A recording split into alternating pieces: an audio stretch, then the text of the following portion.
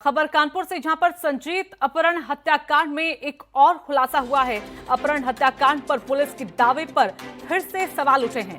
तो मास्टरमाइंड ज्ञानेंद्र के पिता और पड़ोसियों का सनसनीखेज बयान सामने आया है, जिसमें हत्या में इस्तेमाल कार को ज्ञानेंद्र के घर से धक्का लगाकर पुलिस लेकर गई थी। तो महीनों से कार मेरे घर के बाहर खड़ी थी, ये ज्ञानेंद्र के जो पड़ोसी हैं उनका ये कहना है। और पुलिस ने कार स्टार्ट करने की भी कोशिश की, इस बात को लेकर भी उन्होंने कहा है। बड़ी खबर आपको बता दें, कानपुर मामला संजीत अपहरण और हत्याकांड का मामला, जिसको लेकर एक नया खुलासा बयान दरअसल ज्ञानेंद्र के जो पिता हैं, जो पड़ोसी हैं, उनके जरिए किया गया है। तो प्रेस कॉन्फ्रेंस में मीडिया के सामने कार लेकर नहीं आई थी पुलिस।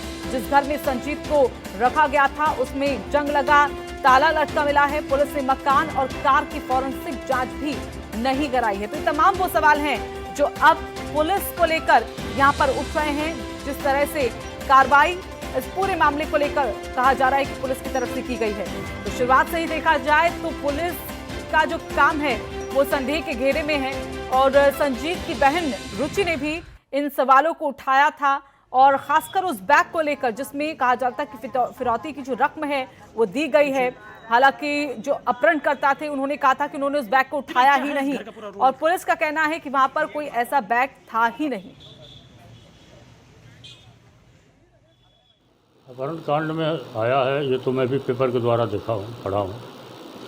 लेकिन इसमें जो कुछ भी हुआ है उसके साथ ज्यादती हुई है, और उसके साथियों ने ज्यादती करके, चूँकि ये सीधा साधा था, उसको दबाव में लेकर के, और चूँकि प्रशासन की इतना वो भयभीत था कि प्रशासन के सामने बोल नहीं पाया, उसके साथियों ने सारा आरोप उसके ऊपर मढ़ दिया और उसको गुमराह करके हर चीज़ को उसी पर करते गए। तुम ऐसा कर लो, ऐसा कर लो, कोई बात नहीं।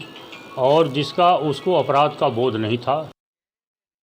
सच में नेचर तो बहुत सरल स्वभाव लगा था, बहुत ही सरल स्वभाव था। हम ही का पूरे मोहल्ले में आप पूछ लेंगे, इससे कोई किसी से था ही नहीं। वो सबसे व्यवहार बड़े सरल था, अपने रास्ते आना जाना, और हमारी समझ से उसके साथ जास्ती हुई है। इसके जो मित्र है, साथी हैं, उसको फंसाया गया।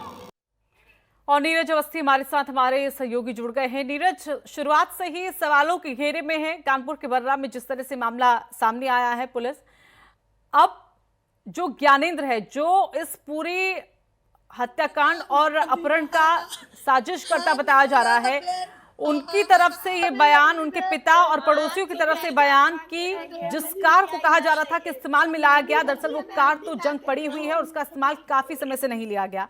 और अब कुछ और सवाल हम कहें कि पुलिस के ऊपर ये खड़े हो रहे हैं। जी बिल्कुल ऋतु, इस पूरे मामले में पहले पुलिस की लापरवाही, थानाध्यक्ष हो चाहे एसपी साउथ हो, सीओ हो, उन लोगों की लगती रही जब तक वो मामले में फिरौती देने की चीजें तमाम, ऐसा पहला मामला है जिसमें पुलिस ने खुद फिरौती दिलवा दी।